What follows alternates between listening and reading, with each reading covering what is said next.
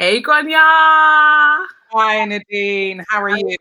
Oh my gosh, so good to kind of like, I don't know, to be back here on the Safe at Home live sessions. I've missed them, and it's so nice to come back to this community. Yeah, it's been quite a journey for you with them, hasn't it? Because Yeah, I've tuned into some of them, and it's just kind of awesome what you've talked about and what you've managed to kind of get people to see about different sides of people that they may know as one thing, but yes.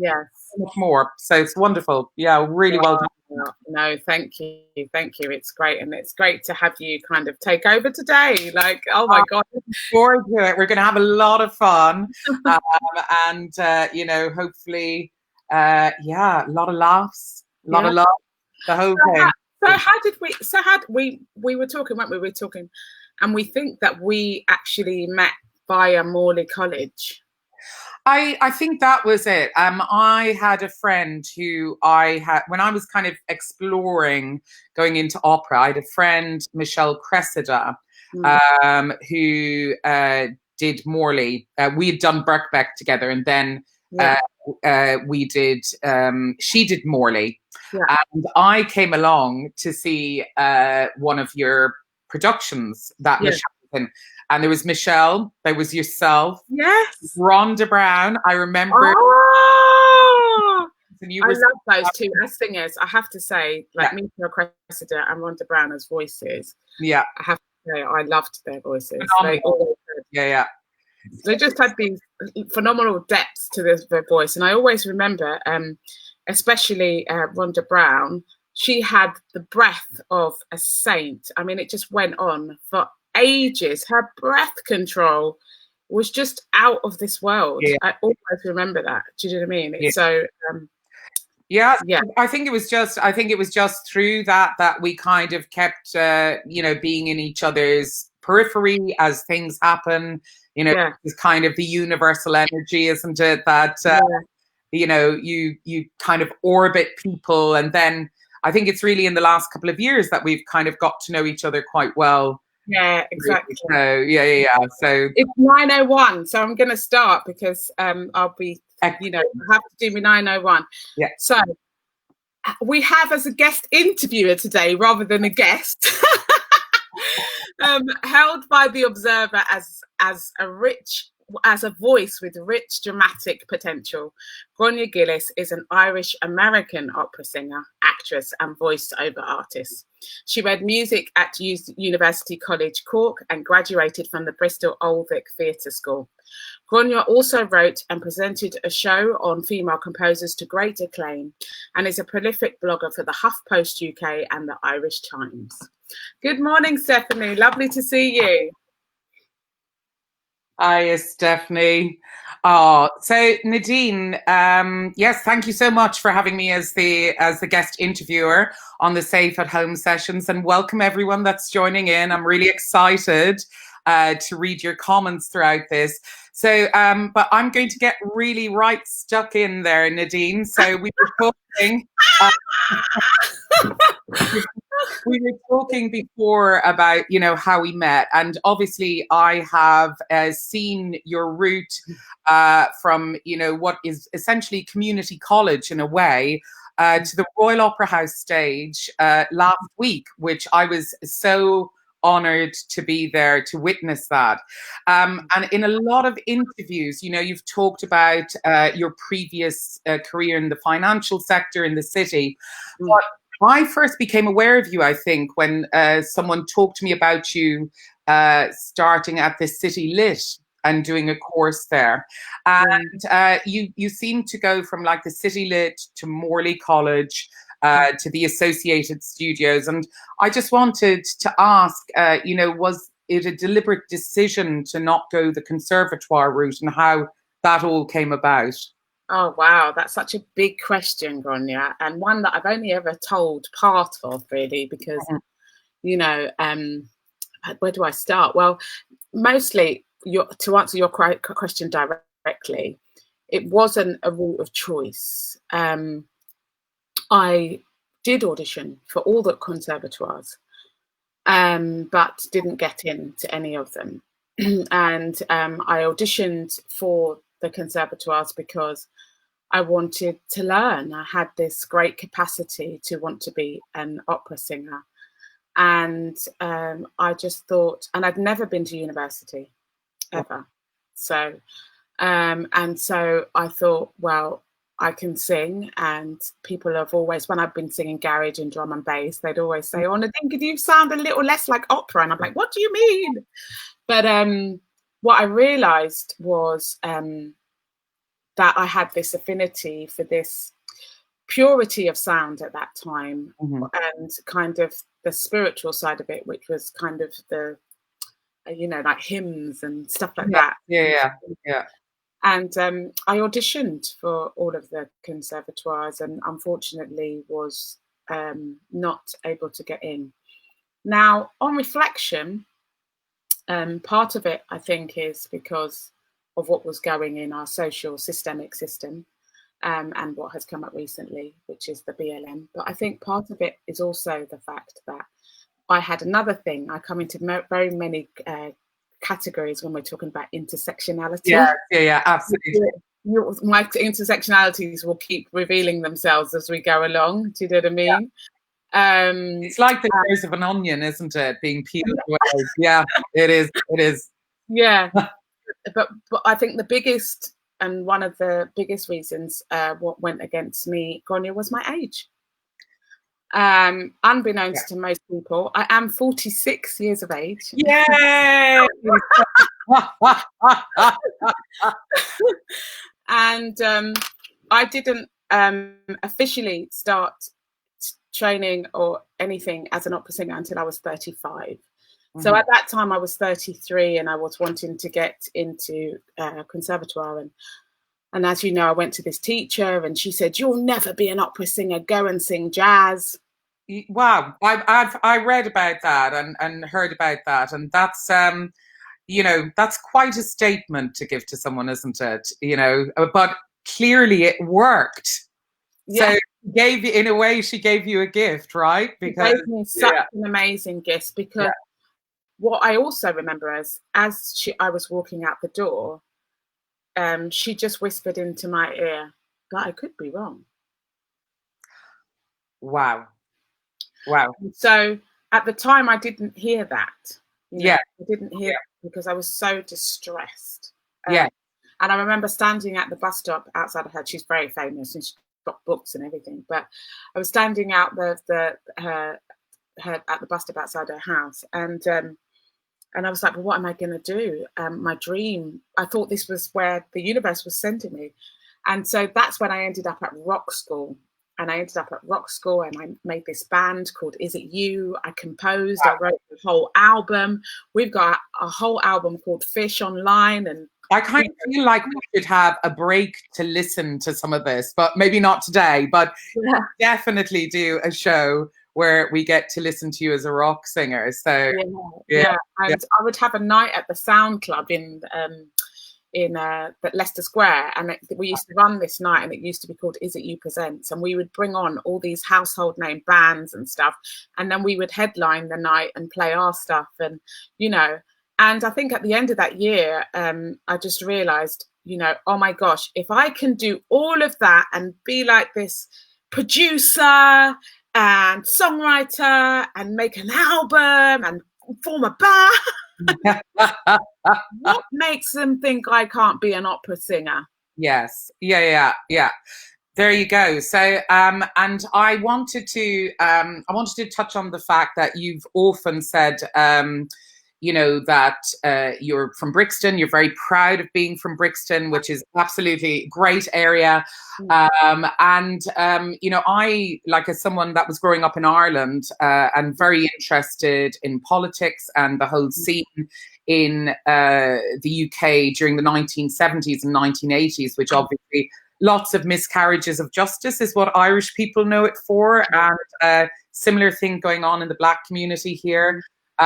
So I was just wondering about, like, the Brixton race riots and how that affected you growing up, or whether it affected you, because we all know London's a big place, so it's Well, it did. I mean, I was brought up a Rasta. I mean, one of the main reason why my last name is now Nadine Benjamin, I changed it to my stage name because I was brought up as a Rasta, and I was brought up in a place called St Agnes Place. Oh my God! And it was in Brixton, in kind of like Kennington area. Yeah. And so I was one of those kids that hung out with Bob Marley. So unbeknownst to loads of people, I did used to, Bob Marley was in my sphere. So he used to play musical chairs with us kids. I remember he used to run around. And I also remember that he used to play football across with all the other dreads, the Rastas. What was the tune he played musical chairs to? I cannot remember. I really can't. If it's One Love, I'm Gonna Die. So yeah. So I've got a very close affinity to Rastafarianism in the sense of that was the community that I was born into and what I started into, you know. And similarly with the riots that happened with Cherry Gross, I mean, you know, she was my next door neighbor, you know, and at that time we weren't living next door to her, but we'd also grew up next door to her on Bassel Road. Yeah. And her kids, and you know, she's got an amazing family. And I remember we weren't living there at the time, but I remember this real sadness of somebody that we knew had been hurt. Yes. And I don't think I had at the time, I didn't feel any essence of anger or anything. I remember just as a child feeling an essence of fear, and you know, thinking, how was we going to do something about this? How could I be useful? And I think those were my first kind of inklings of thoughts of how could I be a change in the world? How could I lead? How could I influence the different ways that we could think and show up in the world? And I think big moments like that in anyone's childhood always have a severe effect. Yeah, absolutely. And I would think also being, you know, around very big spirits like Bob Marley, also that kind of is contagious, isn't it? That sort of energy. And I think aspirational energy in a way that, yes, I can be as big as I want to be in the world. So, well, that's funny, you know, Grainne, because I never thought I didn't know he was famous. I was like 4 years old, so and 5 and 6. You know, I didn't know he was famous. I just remember like skanking and being in the middle of things and like. But maybe there was that, you know, because I do remember a willow tree, and I remember being in a massive park of a willow tree, and he was on stage performing. Wow. So, you know, and I was standing with my mum and my stepfather, and, you know, my mum was pregnant, I think, with my brother, I can't remember whether, you know, but it was, you know, and it's that thing of, just seeing someone that you love, like spreading light out into the world. Yeah. I do think he was one of my biggest, you're right, I think maybe he was one of my biggest influences that centered around love. Yeah. And inclusivity. Yes. Yeah. Because I was going to ask you about that. You know, you're obviously you've told the story about how a teacher at school said, I think you can sing this and all that sort of thing. But before that, like, you know, let's flash back to maybe Nadine at 5, 6, 7 years old, maybe 8 years old. What were your earliest musical influences, and did they have any bearing when you think about it on the career that you've pursued? Yeah, I mean, I think I always spoke about Mrs. Lake because it was the seed that propelled me to make another decision. But also I was and I'm going to be totally honest, I also realized that if I had spoken about anything earlier, then everybody would know my age. Yes. Yeah. I knew that there was ageism, and I knew that I would be in trouble, and, you know, it could affect who employed me, you know, because there's this thing about we have to remember that I think most people think that young singers are people who are 25 and My interest group is between the age of 35 to 65. So those are the people I like to coach, and those are the people that I like to help. And I'm a young singer just for the fact that if we actually look at how many of my years have been as a professional singer, then we can only say it's about 6. Yes. Yeah. You know, and I am a young singer in that respect. Yeah. If we include the parts where I've been training, then we're looking at 11 years. Yeah. You know, but you know, it's that thing is a young singer can be older in age. A young singer doesn't have to be that they're younger in age. So before that, I had this lady, and she's amazing as well, called Felicity Lawrence. Okay. And she came round. She was one of these women that came round to schools. I'm going to interview her for one of these at some point. Fabulous. One of these women that came round to schools, and she would have these projects that she would put on. And her project this time that she wanted to put on was called the African Madonna. Wow. She asked, if I would play the Black Madonna, and I didn't really know what that meant. But she had this show, and it was a community show, and we did it in London. We even did it in Norway, which was amazing. Wow. But through school. And in her piece, The African Madonna, she had this little piece going, I have no name, I am but 2 days old, what shall I call thee? And I was like, that is very different from the rest of the music. She said, yes, because this is a hint of opera, Nadine. This is what a hint of opera looks like. And so she was so brilliant at kind of highlighting, that I had a voice that could be done something with. Yes. And also just giving me a chance to discover, explore, and say hello to the world with a voice that I had quite hidden. But you know, even I say after that, like when we were talking earlier about me being at Morley and City and all of the rest of it, but summer schools have been my most amazing influences. I think what people don't understand about summer schools is the most credible and amazing and talented and genius teachers love having a break where they can just teach people that they would never normally teach. Yeah, absolutely. And just, I guess, doing the thing that they love doing, but in a more communal atmosphere, right? So, now, I want to come back to the ageism thing, but before I do, want to say a big shout out to Stephanie Murphy. Hello, Stephanie. And Bill Banks Jones. I'm not sure whether we should call Bill Sir Bill or what's Hello, Sir Bill. Bill, we love you. And also Saliga Sani. I'm so glad that you missed the series because it's back. Linda, Hugh Clifford, and Dave O'Sullivan. Well, that's a name from Ireland. If Hugh is saying, good morning, ladies. Thank you for sharing your stories. Very inspirational, especially for up-and-coming talent. Best wishes from Derry. I used to live in Derry. Oh, wow. Happy Halloween. Enjoy whatever crack is to be had. Oh, yeah, fabulous.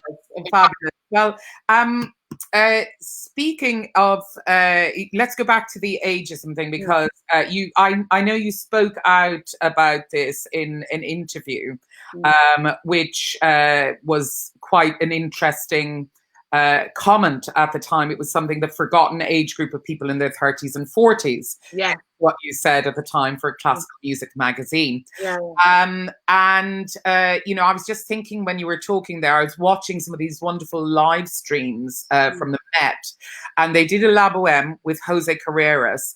I looked up the ages of everyone after that, and there was no one that was under the age of 35. Exactly. Which was really amazing.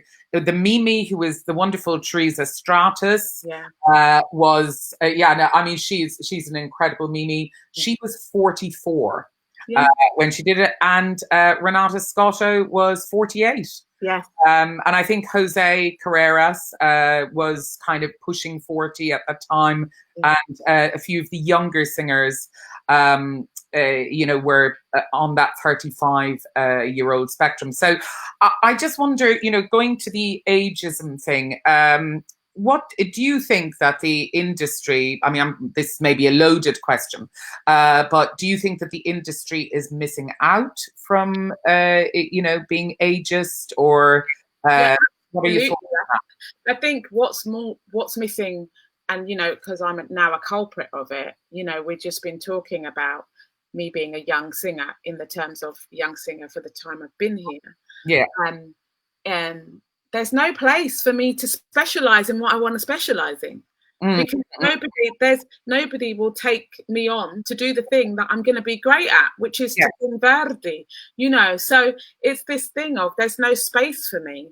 Yeah. So, you know, it's a huge issue, isn't it? Because, you know, even with the, and I know this as a dramatic voice, even with the, you know, the sum of the competitions for we'll say for Wagner and for Verdi, you know, the cutoff age is 45. Yes. And, you know, for the reality is that, you know, 100 years or so ago, there weren't there were conservatoires, but singers would go and study with a singing teacher, and they would, you know, put in their time like that.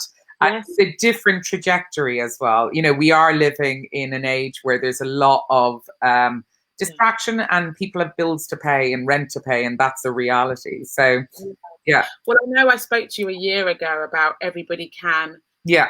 Wanting to put a competition on for over 35s. And I think that's something that I am gonna, you know, do. Yeah. Very, very soon. So if there's anybody out there, I'm going to say this loud now, that if there's anybody out there that wants to work with me to do this competition, so we have this age group facilitated for over 35s, between 35 and 65, why not?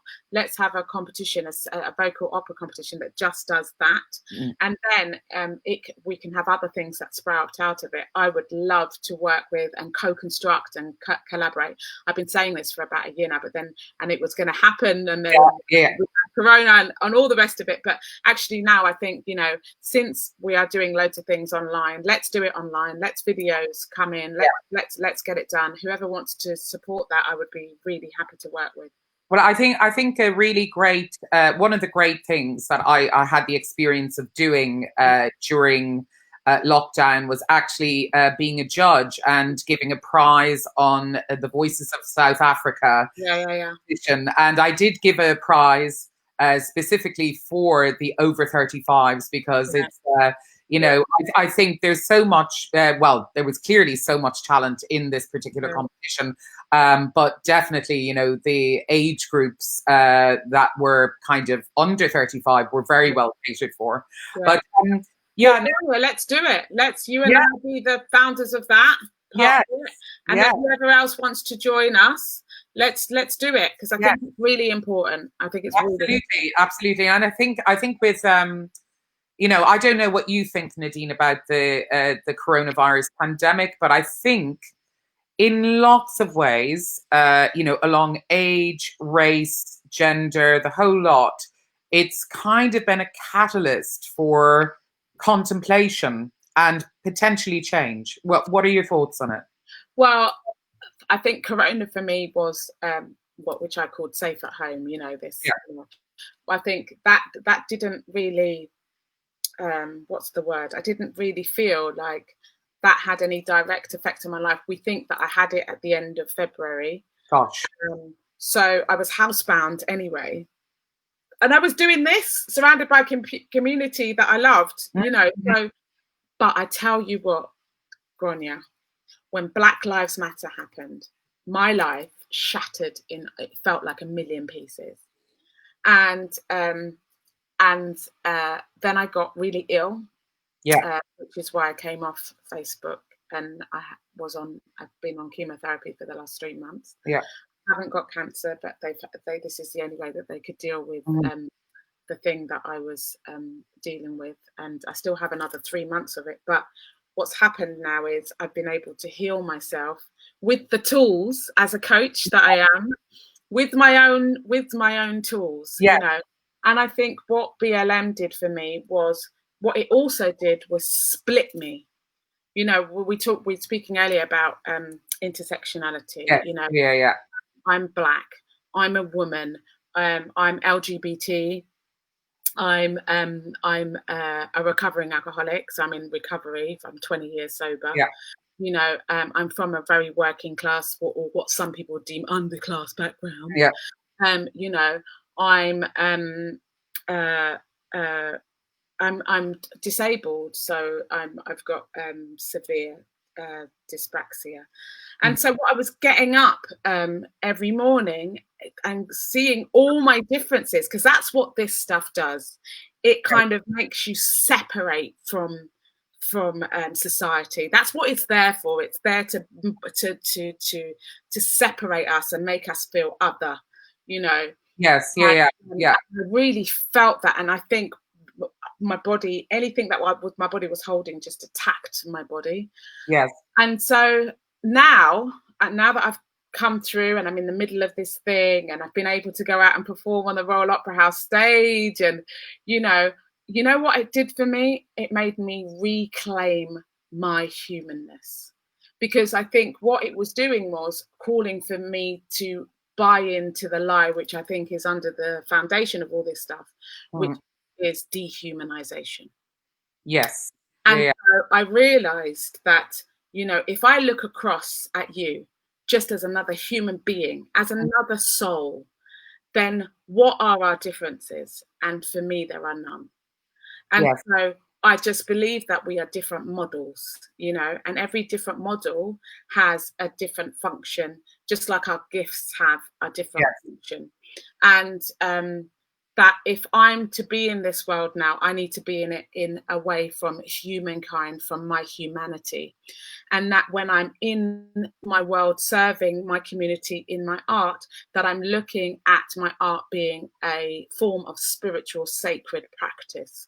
And so that spiritual sacred practice is being sent out to heal. That is much bigger than me. Yes. I really love that thought, actually. My yoga teacher, Katie Appleton, she often talks about us all being souls traveling around in meat suits. Yeah. And I really like, the encountering of souls as being a really kind of a way to connect with people in a much deeper way. Yeah.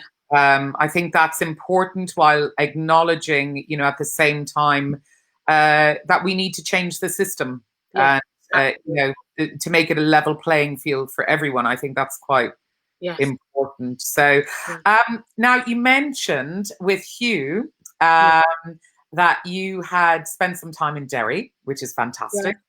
And also, I did a little bit, of research before this with my dear friend Google, and I came across that you have an entry in nlp.ie, so programming.ie, and you're registered there.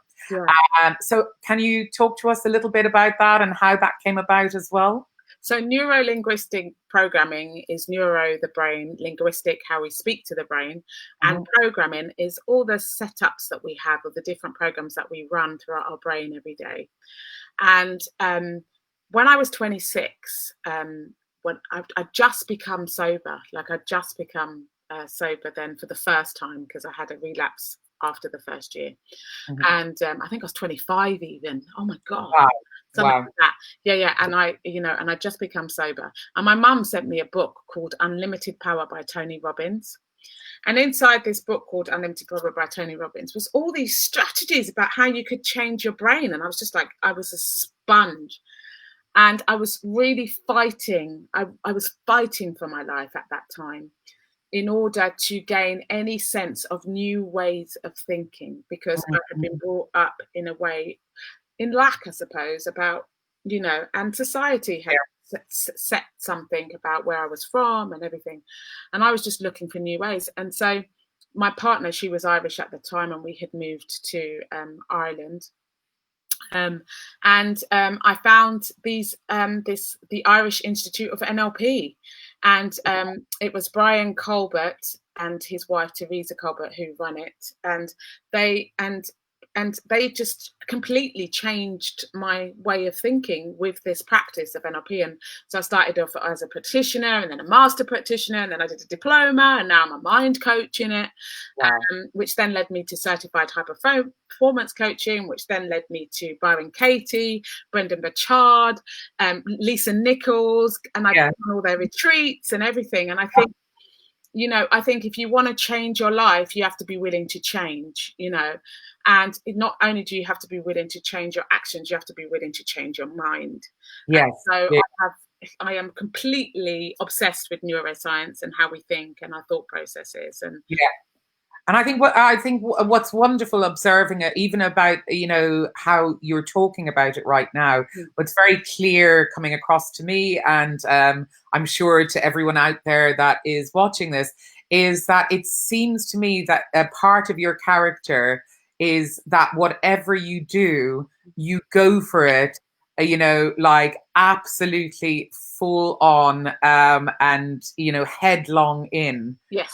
And would you say that is a quality that's really served you well? I don't think it's always served me well.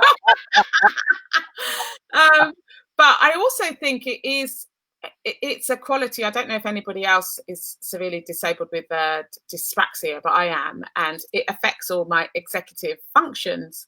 So all my executive functions are things like words, planning, sorting, how things come together. So especially in this lockdown or this safe at home time, what I found really difficult for me is, or challenging, is we're doing everything on Zoom, and we're doing everything is being collated together. Yes. And for a dyspraxic with executive function things, that is like my worst nightmare. Wow. Like it's, and and the way I've been, how that's affected me is the fact that I've had no financial help, zero financial help. And so I was just lending money because I thought, oh, we'll get through this and then I can give it back, Yeah. But I now realised yesterday morning that actually, oh my gosh, that and Owen Fitzpatrick as well, he's also at the NLP as well. Yeah. Met with him. But I now realise that if I don't get some support, I think I had £10 in my bank account yesterday when I looked at my bank account, and I was just like, this isn't okay.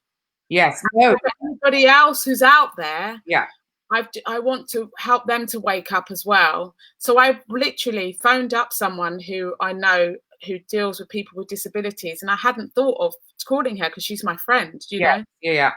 And I didn't realise how upset I was, and I burst into tears yesterday, Grainne, because it was such an overwhelming thing to say, I cannot sit and fill in hundreds of forms. Do you not understand that that's a direct correlation? Yes. With the thing that I suffer with, from the most, and I don't even want to say suffer, but the direct correlation to where my challenges are. And there's no one to help me. I need help. Can somebody please? And it was a cry of help yesterday. Yeah.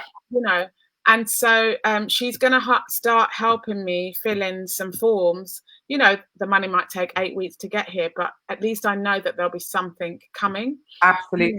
And so for anybody else who, even wants to chat about that, please get into contact with me, because I'm really happy to get in contact to talk about it now that I realise how much it was a thing for me, and I didn't realise. And then the great thing about my dyspraxia, the amazing thing about my dyspraxia is that I'm unstoppable. Yes. That's the other side of it. Like what you said, if I've got a goal and I know what I'm going for, and I'm about connecting, championing, and celebrating. So if I'm on your side as well, you better believe you're getting there. And I don't care what you say to me. I'm listening to any excuses. I love it. The 3 C's. That's absolutely fantastic. Yeah, connection, championship, and celebration. Rating. That's absolutely fantastic. I just want to say as well to anyone out there, because this is a very difficult time, obviously, for the arts. There is help out there. There are charities. I used to work in the charity sector. And there, there are charities that are set up to help people who have got financial difficulties. I would also hugely direct you towards the wonderful Help Musicians UK, who have helped me tremendously. Also, your unions, Equity, the Musicians Union, and the ISM, which and Bectu for people who work backstage as well. So any of those unions will probably have charities that they can direct you towards, and I think that's really important to mention. Now, we have here, Bill is sending us some emojis, which is great, and saying, loving listening while doing my morning Pilates. Excellent, Bill. And then I've got Lena, who's good morning, loving this. Thank you so much, Lena. And Stephanie, now this is a question that I'm going to direct to you, Nadine, but Chi-Chi is saying, so good to see and hear you again. Stephanie was saying, I was told years ago that the voice improves with age. Is that right? So not everybody's voice improves with age, Stephanie, I'll be honest. I think it improves as we go along in our FARC, but then there's an end zone for everybody. But for voices like myself and Grainne, our voices continue to grow because we've got heavier type of voices. And I'm not saying that I'm like some massive Wagner singer either, but I'm just saying that our voices tend to bloom later rather than earlier. Yeah, I mean, that's once you know your voice type with whoever you're studying with or coaching with or teaching with, then you'll be able to have that conversation with them about what's right for you. Yeah. You know? And then there are just some people that, even though their voice doesn't grow, they perfect their craft and they become more, genius at what they do. And I think that's just as enlightening as having a voice that keeps growing. Yeah, I mean, it's a really interesting question, Stephanie. And, just to add in there, I've got this wonderful book about sopranos, mezzos, tenors, basses that I bought years ago for about £1, I think down in Greenwich or someplace like that. And the wonderful Jewish-American tenor, Jan Pierce, when he was interviewed in this book, he was 80 years of age and he was still singing and apparently sounding pretty darn good.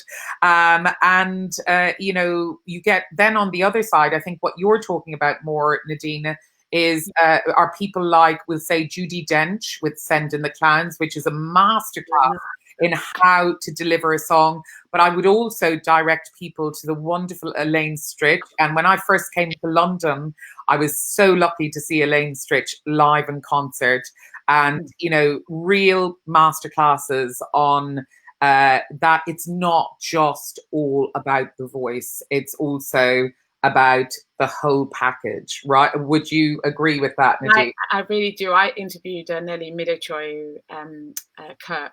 Wonderful. From here. Amazing. And she really felt strongly about that. She said, Nadine, it's not just about the voice. You have to have a certain something. Your soul needs to be able to speak. Yes. It is also about how you relate to others. Are you a great colleague? Yes. Are you willing to put the work in? Do you show up prepared? Yes. And do you have the mindset? Because a lot of what we do is also about mindset. Absolutely. And I think, I went to see, I think Nelly was doing a concert at the Wigmore Hall. Yeah. My goodness. I mean, she is phenomenal. And the rapport and what poured out of her, actually, and I have to say, this was in common with Elaine Stritch, was the absolute love for the audience. That was really, really, really clear. Now, I want to say to everyone that is commenting as well, please do send your questions for Nadine, because we're going to take about 10 minutes or so, maybe 10, 15 minutes at the end. So get all those questions prepared. But I want to touch on one of the things that you kind of touched on earlier, because not only was I lucky enough to see your Royal Opera House debut last week, but also I was in the audience when you did your one-woman show, Beam, at last year's Tete-a-Tete. Yeah. Now, and it was, I don't know whether anyone else in the history of opera ever has come out publicly in an opera show. But I want to ask you as well, because, you know, I've seen you doing interviews and stuff about it. And I'd love for you to talk, you know, for the people that may not have seen it as well, a little bit about it. My curiosity about it is, when you went in for that week of workshops to create this show, and you went in there with the wonderful Alison Devonish, and also the amazing Darren Abraham. Did you foresee that at the end of a week of workshops that you would be telling people about your childhood and also coming out publicly? Was that in the cards? So basically, I'm you know, Darren Abraham's one of my best friends. Yeah. And I had been talking to him about, I feel silenced. Yeah. I feel silenced because of all the intersectionalities that I have, you know. Mm-hmm. And which I feel are all positives now. None of them are a negative to my story. And I said, I need a way to be able to speak, you know. And I think the best way that we can speak is through our art, you know. Yes. So Bill Banks-Jones, I phoned him up and we were talking, and we had a really, you know, lovely talk about representation, and you know, he identifies with some of the other subject matters, my intersectionalities. Mm-hmm. And he said, well, why don't you come and do, you know, come and do a show at the Tete-a-Tete. I can't offer you anything but a space and maybe a couple of rehearsal rooms, but let's do that. And so, yeah, we did a research and development week. We did it over 5 days, did 3 of them in my house and then 2 of them at the chorus room of the Royal Opera House. Mm-hmm. And we brought into the room people like Tina Lee, Bill Banks-Jones and Robert Golden, Anthea Parischak, people that could just help us hold the space. Yeah. And Darren is so phenomenal as a trauma therapist, and we both have studied the same coaching practices. So we're coaching buddies anyway, because we studied together, and you know, so we understood each other. And he wanted to branch out into directing, yes, and I wanted to branch out into theatre making. You know, I've always produced. Yes, I haven't done much theatre making in terms of making stories. So I thought, well, why don't I just tell my story's so massive, but you know, yeah, it's like, you know, and even then we haven't included all that we needed to include because we didn't have any the facilities that we needed to do that. But I'm so grateful for Tete-a-Tete Festival and Bill for igniting that. So what we're doing now is we're looking to do a second research and development on the show. And Beam is an invertation. Why we called it Beam? Because it's an invertation of BAME. Yes, I was so fed up of people calling me BAME. I was just like, oh my God, you've given me another box. I've already got 10. Don't give me another box. And inverting that to Beam, what I was saying is we are all in our inclusion. Yes. Beam of light for the world in our artistry. Yeah. You know, and that's why it's called Beam. So we're looking to a second R&D, and we're hoping somebody then will fund the actual show, and it will end up on a big stage. And yes, and I don't feel like I came out. What I feel like is I came in, because it was the first time that I owned all of my intersectionality and was really proud to be standing on this earth as who I was. Yeah. And being and wasn't asking myself to become smaller just because the world may find me too much. Yeah. Well, I think that's important as well, isn't it? Because we're complex human beings. You know, we're again, to paraphrase Katie, we are these massive souls traveling around in these meat suits. Yeah. And, there's I think to kind of reduce people to one or two or three when, everyone has a massive story to tell. And I truly believe that. Yes. And we need to embrace those stories more in their complexity. Yeah. So that's absolutely wonderful. And I wanted to just ask you, why interviews during the pandemic? Because you've got a great voice, and I'm sure there would have been a lot of people out there that would have tuned in to hearing you sing something. So why wasn't that your go-to? Why the interviews? Well, as I said, because I'm a certified high performance coach and an NLP mind coach, it was important to me to serve. I think my work now has become bigger than me in terms of a creative spiritual thought leader. I feel like my work is much bigger than me. It's not about me anymore. There was a time when it was, Grainne, where it was ego led, but I feel now that the work I have to do, when I woke up on that first morning when we had safe at home, I woke up and I goes, what am I supposed to do? And I listened to the universe, and it said, you need to serve this way. And so I just started doing, because especially because of mental health, that's what I was worried about. When I thought of all my friends and colleagues, I was like, but what about their mental health? And because I know I've got so much in my toolbox, I'm great. I've got such a wealth of amazing friends, who I must thank for, you just walking with me while I've been going through what I've been going through. I mean, the love, I was so overwhelmed. The love is just so beautiful. And I don't have any words. And there's going to be a massive party when I can do it. It's definitely, it goes back to that childhood experience of one love with Mr. Bob Marley. Yeah. So, Bill Banks-Jones is saying, such a positive story behind Beam.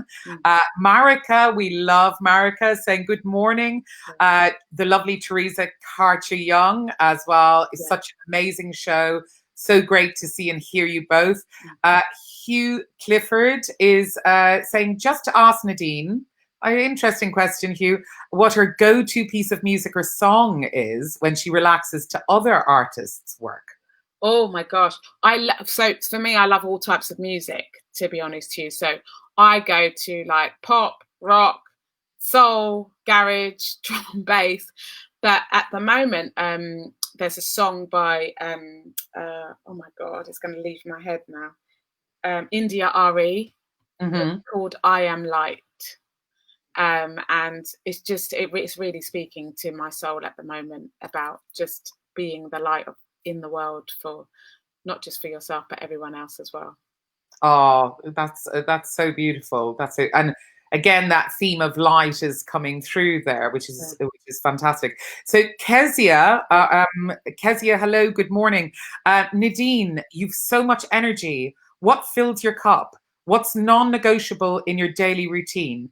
I may not be here for the answer as I'm running about, but you can catch up with this later, which is the great thing about the internet. We love all the catch-ups. Okay, over to you, Nadine.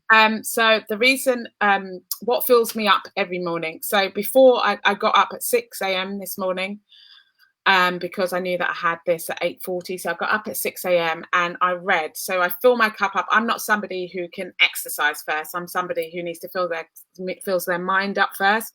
I'm a mind. My mind needs to be ignited. I then wrote. So I write my morning pages of anything that's kind of not like yucky or whatever, or things that I need to solve or worrying about or whatever. Then I do a meditation. And then I do exercise. So this morning, my level of exercise was jumping on my trampoline, my little mini trampoline, and making sure that my lymphatic was going and getting that all together. But Kezia, those things are non-negotiable. I don't even care whether I'm on holiday. Those things are non-negotiable. Fabulous. And Bill Banks-Jones saying it's such a positive reaction to lots of stuff.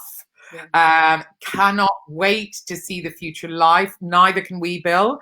And hashtag BAME over. Marika, love that. Beam. And she's sending lots of kisses. Lovely, Marika. Bobby Jeffrey, so deserved Nadine with a big kiss. Stephanie Murphy is saying, love India, Ari.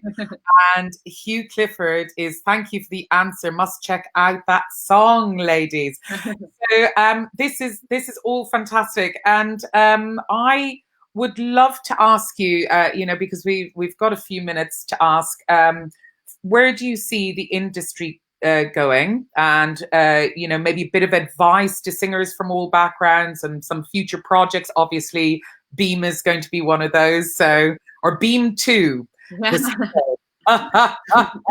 Yeah, I mean, I think the industry, we have control of it now, or not control of it, but we're in charge of our own destinies within it now. Yeah. I've always believed that about my own path anyway, because I didn't really have a choice. That's how it started, so I've had to create what I do. And I think it's also to just recognize that, to keep remembering that we're not against each other. We are all for each other. So it's this term of what I'm calling co-construction and co-creation. Yeah. And that we build work together, we tell stories together, we share concerts. So I've got a concert at Snape, and I could have had a concert that was just me and one pianist, but yes. I've made sure that I've got another 2 pianists involved and a speaker, and so making sure that when you think of, I'm doing a concert, or somebody invites you to a concert, who else can you include in that, so we're all being seen? Yeah. And to brainstorm with other artists, and to share your vulnerabilities as well as your strengths, and to know that your vulnerabilities are your future strengths. Yeah. So just look at that in that in that way. And I suppose I've always been a person that people don't know that I've always been a person that goes behind the scenes and has private meetings with very, with gatekeepers. Yes. And I do that because I know that I need to serve some other people within my community that I felt weren't served well. And so have those private conversations if you need to. Don't feel because you are not somebody who doesn't go rah, and I'm not that person. I'm rah for championing and connecting and celebrating, but for kind of something that I want to change or I would have private conversations about it, because I feel that those changes then happen. And that's what I found has been true for me.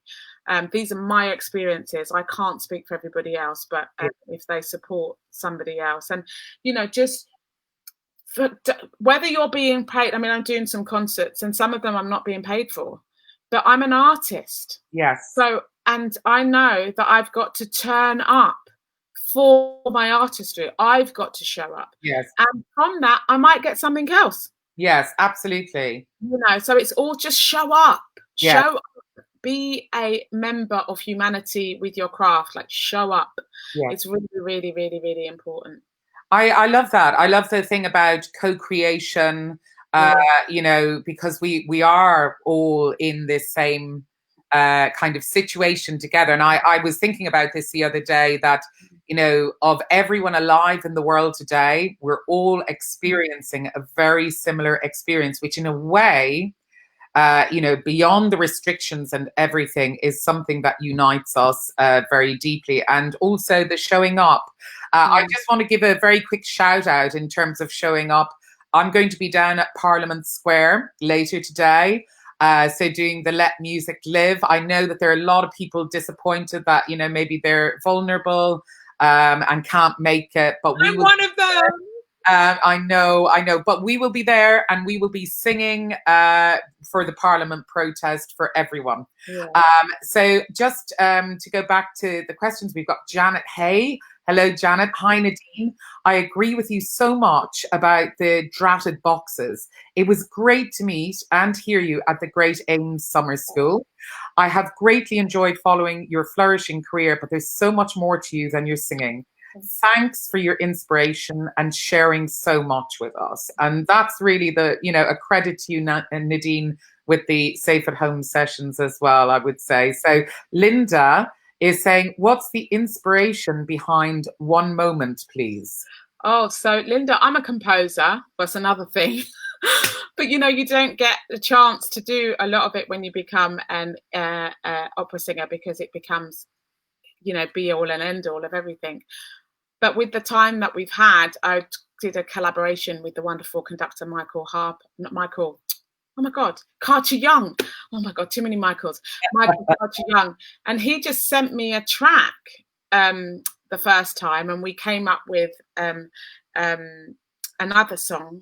But the second time, I came up with the lyrics of One Moment, Please. And I said, will you write the piano part to it, the accompaniment?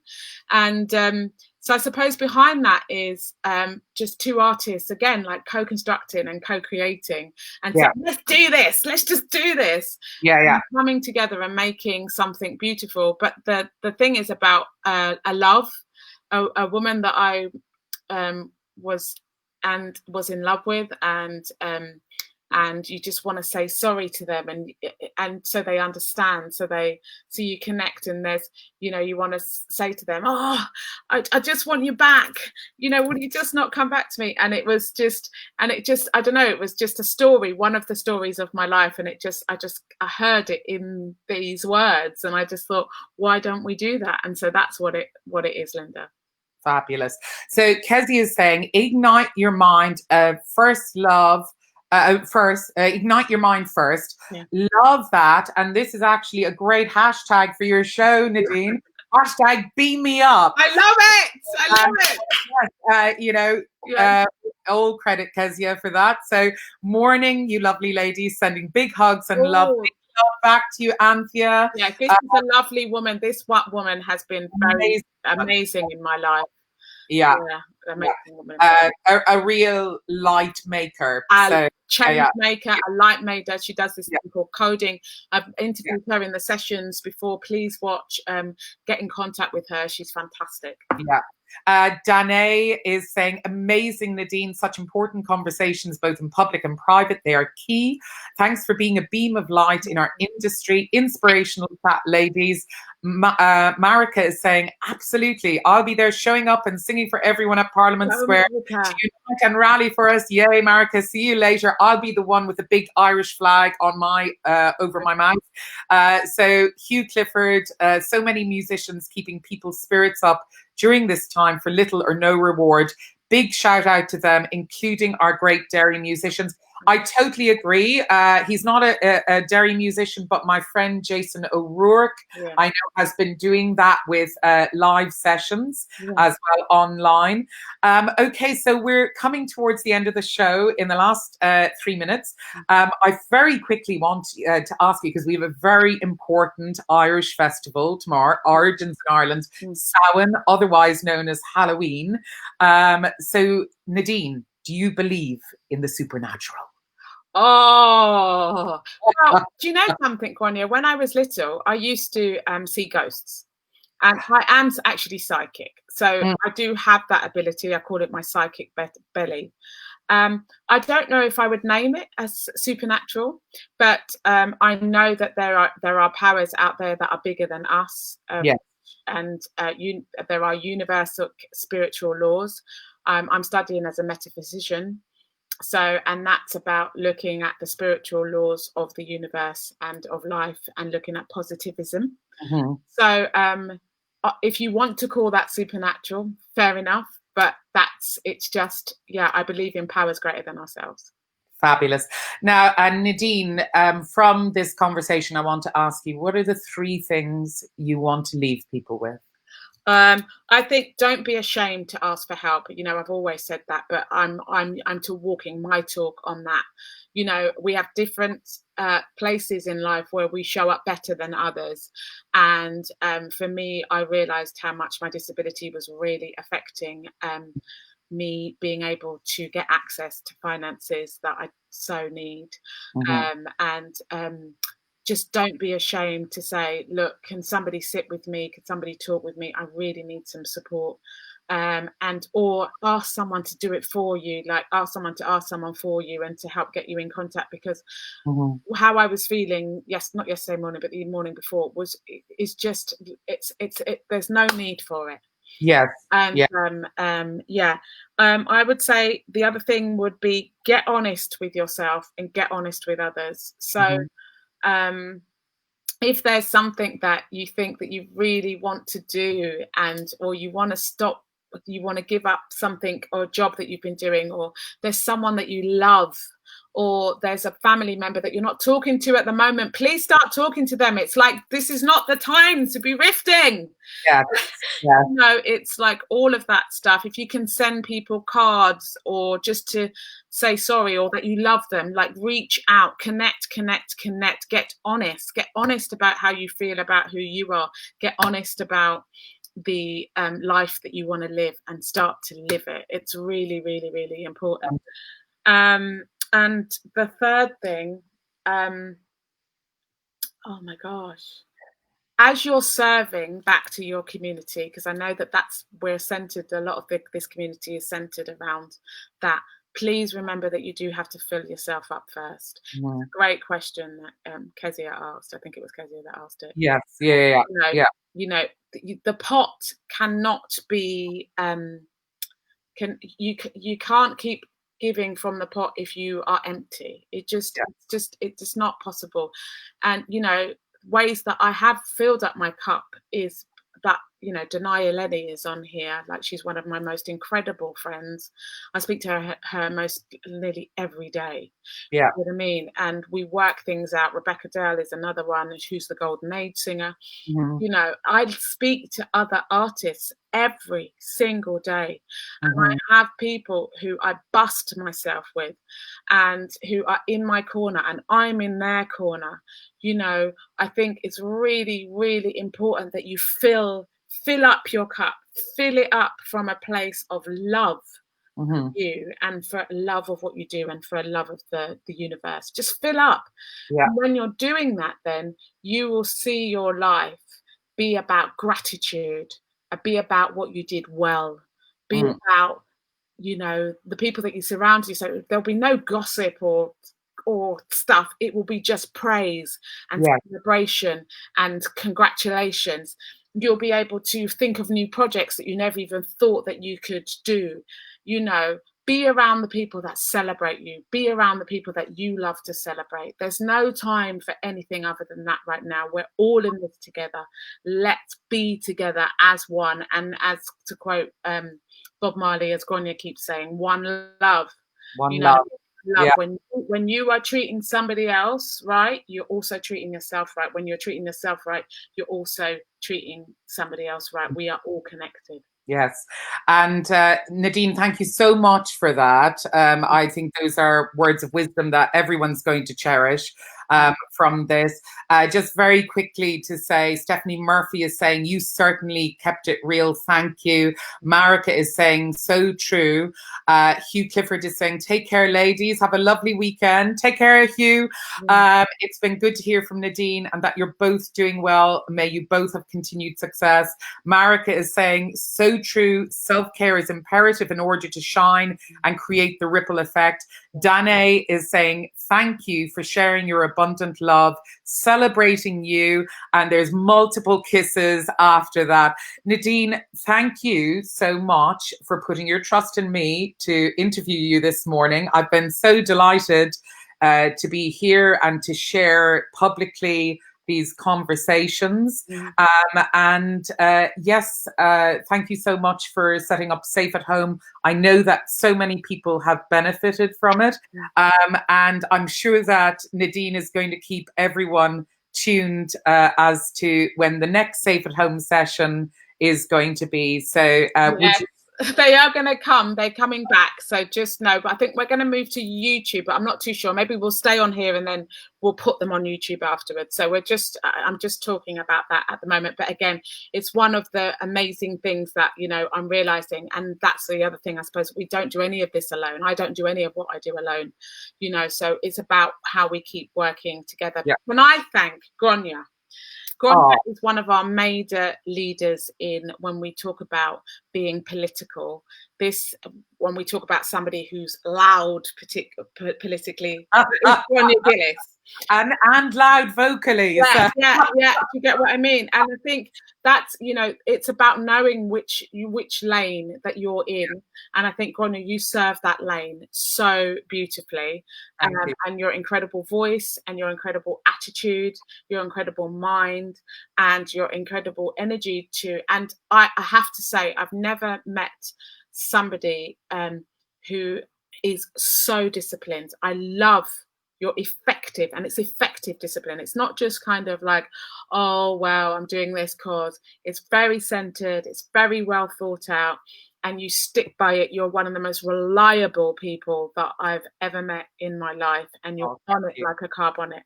And I'm just celebrating your artistry, because you have also gone from strength to strength to strength, and you're in another, like what I would call transition. And those are the people that I help the most, is people that are in transition, because you feel a bit wobbly when you're in transition, but I'm like, no, and I'm you know. So I just want to say that, you know, your transitions have been beautiful to witness, and you are on this crest of shining another light and another rainbow of yourself.